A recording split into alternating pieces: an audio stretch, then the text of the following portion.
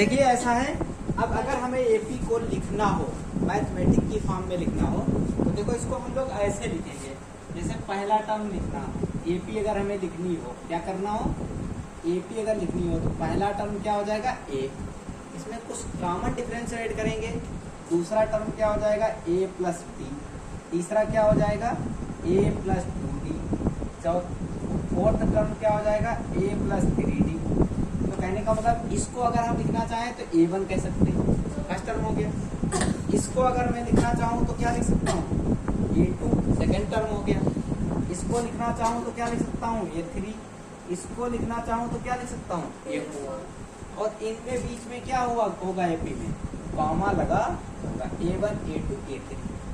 अब हमको डिफरेंस निकालना है। कॉमन डिफरेंस निकालने के लिए क्या फार्मूला लगाएंगे, तो कॉमन डिफरेंस निकालने के लिए हमारे पास, कॉमन डिफरेंस को हिंदी में कहते हैं सार्वंतर। क्या कहते हैं, हिंदी ज्यादा कठिन है। कॉमन डिफरेंस हो जाएगा क्या a2 माइनस a1 हो जाएगा। क्या हो जाएगा a2 माइनस a1, या चाहे a2 माइनस a1 करें, चाहे a3 माइनस a2 करें, चाहे a4 माइनस a3 करें, बात एक ही बराबर होती है। आ रहा समझ में, कॉमन डिफरेंस समझ गए। अगर हम किसी एपी का जनरल टर्म लिखें, जनरल टर्म का मतलब क्या होता है, एक ही ऐसा टर्म लिख दें जिससे हमें सारे टर्म पता चल जाएं। कुछ ऐसा जादू करें, क्यों, एक ऐसा टर्म लिख लें जिससे हमें सारे टर्म पता चल जाएं, तो उसको जनरल टर्म कहते हैं। कौन सा टर्म कहते हैं, तो जनरल टर्म ऑफ व्यापक, हिंदी में क्या कहेंगे व्यापक, ग्रुप ऑफ एपी, समांतर श्रेणी का व्यापक रूप, उसको क्या बोलते हैं व्यापक रूप। इसको हम an से रिप्रेजेंट करते हैं, किससे an। देखो ये कैसे व्यापक रूप लिखे, देखो जरा ध्यान दो। ये हमारा क्या था, फर्स्ट टर्म था, फर्स्ट टर्म क्या था ए, ये हमारा क्या है सेकेंड टर्म है, सेकेंड टर्म में ए है, फर्स्ट टर्म है, उसमें क्या ऐड है कॉमन डिफरेंस। तो ये सेकेंड टर्म है, तो 2 से 1 सब्ट्रैक्ट करने पर ही तो आ रहा है। अब देखो जरा तीसरे वाले में देखो, a प्लस क्या है 2d, मतलब 3 से 1 कम लिखने पर 2d आ रहा है। यहाँ पे अगर फोर्थ टर्म में देखो a प्लस क्या आ रहा है 3d। अगर हम फिफ्थ टर्म निकालें तो क्या होना चाहिए, a प्लस क्या होना चाहिए, फिफ्थ टर्म निकालना है। फोर्थ टर्म निकाल रहे हैं तो a प्लस 3d मिल रहा है, थर्ड टर्म निकाल रहे हैं तो a प्लस 2d मिल रहा है, सेकेंड टर्म निकाल रहे हैं a प्लस d मिल रहा है। तो ऐसे ही अगर हम फोर्थ फिफ्थ टर्म निकालें तब हमको क्या मिलेगा a plus 4d। Very good, क्या मिलेगा a plus 4d। Six term में क्या मिलेगा a प्लस 5d। और सेवंथ टर्म में क्या मिलेगा। a plus 6d। In general form में हम लिखें, ए तो होना चाहिए, हमें an टर्म लिखना है तो n की वैल्यू हमें पता नहीं है क्या है, तो हम n लिख दें, n में से क्या घटा दें, क्या सब्ट्रैक्ट करें 1, और क्या लिख दें t। तो हमें किसी भी एपी का जनरल टर्म चाहिए हो तो हमें फार्मूला लर्न रखना है a plus n minus 1 into D होता है। कहाँ से आया, कैसे सीखा, आपको बता दिया। अगर हमसे कोई कॉमन डिफरेंस निकालने की बात करें तो हम क्या करेंगे, a2 से किसे सब्ट्रैक्ट करेंगे a1 को, तब भी वही आंसर आएगा। a3 से a2 को सब्ट्रैक्ट करेंगे तब भी वही आंसर आएगा। a4 से a5 से सब्ट्रैक्ट करेंगे तब भी वही आंसर आएगा। और चाहे किसी नंबर से अगले वाले नेक्स्ट टर्म से उसके पीछे वाले टर्म को अगर हम लोग क्या करेंगे, प्रीवियस टर्म को अगर हम क्या करेंगे सब्ट्रैक्ट कर देंगे तो हमें क्या मिलेगा, जनरल टर्म की कॉमन डिफरेंस मिल जाएगा। ये बात समझ गई, तो इसे नोट करिए। अब देखिए ये क्वेश्चन है आपके पास, पहला क्वेश्चन है इसमें कि 3n स्क्वायर माइनस 7n कह रहा है आपसे can not be nth term of an AP. Justify your answer.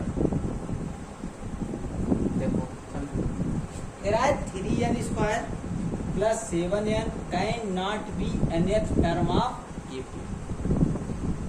ये एपी का nth टर्म नहीं है, इस चीज को आप बताइए कैसे नहीं है, इसको जस्टिफाई करिए। तो देखो हमारे पास ये nth टर्म हम मान लेते हैं क्या है, ये nth टर्म है। क्या है ये?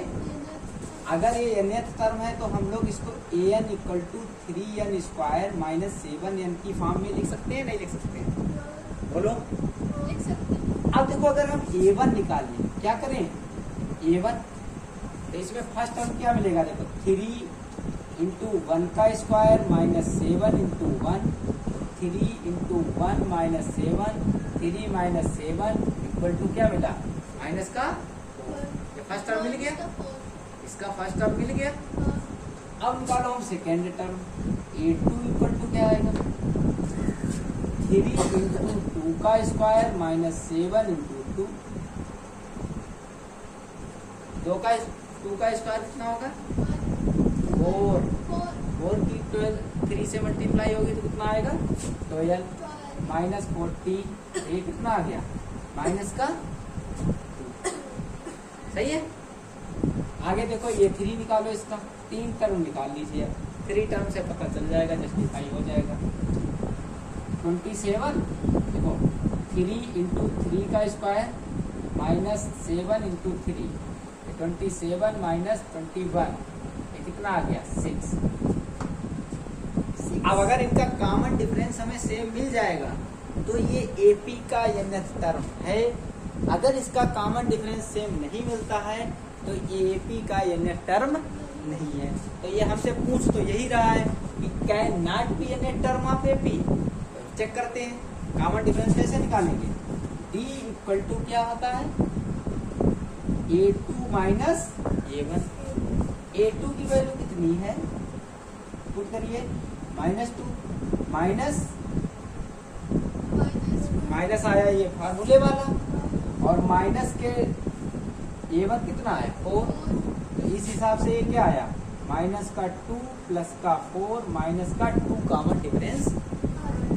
अब अगला वाला कॉमन डिफरेंस चेक करें, D इक्वल टू ये भी हो सकता है, इक्वल आना चाहिए a3 माइनस a2। चलिए a3 की वैल्यू कितनी है 6, माइनस में क्या है a2 माइनस का 2, तो 6 प्लस 2 इक्वल टू कितना आ गया 8। ये तो कॉमन डिफरेंस क्या आ रहे हैं, डिफरेंट आ रहे हैं, इसलिए क्या ये एपी है, बोलो। कि किसी भी एपी का कॉमन डिफरेंस क्या होना चाहिए, सेम होना चाहिए। इसका कॉमन डिफरेंस इसी एपी में अगर अगले नेक्स्ट में चेक कर रहे हैं तो डिफरेंट आ रहा है, इसलिए ये क्या है, can not be nth term of AP का nth टर्म नहीं है, और किसी का हो वो हम नहीं जानते हैं, क्योंकि अभी तक हम लोगों ने क्या पढ़ रखी है, एपी ही पढ़ रखी है, तो हम एपी की ही बात करेंगे। अब ये जीपी भी हो सकती है, एचपी भी हो सकती है, वो हमारे सिलेबस में अभी नहीं है, तब होगा तब पढ़ाएंगे।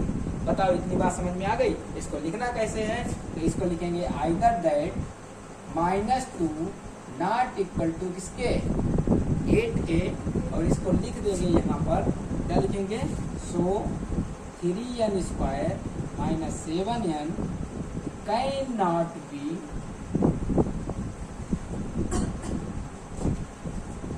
nth term of AP. यही हमारा क्या हो जाएगा, आंसर हो जाएगा। आ रहा समझ में, बिल्कुल। तो इसको अब आप क्या करें, नोट करिए। देखिए अगला क्वेश्चन आपसे कह रहा है, क्या कह रहा है, देखो दूसरा क्वेश्चन कि कॉमन डिफरेंस, नोट करते चलो साथ में, common difference of a constant term, constant AP is 0, justify your answer. देखो अगर कह रहा है common difference of constant AP है, क्या है, कोई एपी है, उसका कॉमन डिफरेंस क्या है, 0, और कांस्टेंट टर्म है उसमें सारे। कांस्टेंट टर्म का मतलब पूरी एपी में कहीं पर भी कोई भी टर्म चेंज नहीं हो रहा है, तो आप क्या कह सकते हो कि ये एपी है। वो तो कह रहा है, इसको जस्टिफाई करके बताइए, आपको समझ में नहीं आ रहा है। देखो मैंने जैसे कहा कोई एपी एक लिख ली, फॉर एग्जाम्पल मैंने लिख लिया 5, 5, 5, 5, 5 डट। अब आप कहोगे सर ये तो एपी नहीं है, बोलो ये तो एपी नहीं है। आपको एपी नहीं लग रही है, तो एपी कहती क्या है, एपी कहती है कि जो भी एपी होती है वो एक कांस्टेंट टर्म होती है, उस कांस्टेंट टर्म में एक कांस्टेंट टर्म ऐड करके सक्सीड टर्म में हमको जो ऑब्टेन होता है वही तो एपी कहलाती है। मतलब क्रम से एक कॉमन कांस्टेंट टर्म ऐड किया जाता है, तो आपको कांस्टेंट टर्म ऐड करना है कि एपी वही मिलती चला जाए अगला टर्म। अब जरा हम इसका क्या निकालें, कॉमन डिफरेंस निकालें। तो कॉमन डिफरेंस ये फर्स्ट टर्म हुआ, ये सेकंड टर्म हुआ, ये थर्ड टर्म हुआ, ये फोर्थ टर्म हुआ, ये फिफ्थ टर्म हुआ। तो कॉमन डिफरेंस निकालने का फार्मूला क्या है, A2 माइनस क्या, A1। A2 की वैल्यू कितनी है 5, A1 की वैल्यू कितनी है 5, कॉमन डिफरेंस कितना आया 0। फिर से निकालो, ये मान लो D, इसे D1 मान सकते हैं, इसे D2 मान सकते हैं, लेकिन कॉमन डिफरेंस तो सेम होना चाहिए। तो A3 माइनस क्या कर दो, A2 कर दो, 5 माइनस 5 क्या आ गया 0। कहने का मतलब इनका D1 equal to D2 equal to 0 ये सेम आ रहा है, इसको हम कॉमन डिफरेंस कह सकते हैं। इस हिसाब से हम ये कह सकते हैं ये बात हमारी क्या है, ट्रू है। क्या है, ट्रू है या फॉल्स है, ट्रू है। क्या है, ट्रू है। अगर कोई भी कॉमन डिफरेंस हो उसको कांस्टेंट टर्म एपी, कांस्टेंट हो एपी पूरी, तो उसका कॉमन डिफरेंस क्या होता है 0 हो सकता है। ये लर्न भी कर लो। मतलब अगर कोई एपी है वो पूरी एपी कांस्टेंट है, क्या है, कांस्टेंट का मतलब डिफरेंट टर्म नहीं हो रहे हैं। देखो पहला भी टर्म क्या है 5, सेकेंड टर्म भी क्या है, थर्ड टर्म भी क्या है, यानी टर्म भी क्या होगा इसका 5। तो अगर कोई ऐसी एपी गिवन है जिसमें सारे टर्म क्या रहते हैं, कांस्टेंट रहते हैं, तो उसका कॉमन डिफरेंस 0 होता है। इस बात को आपको याद रखना है। इतनी बात समझ गए, ये क्वेश्चन आपका सॉल्व हो गया।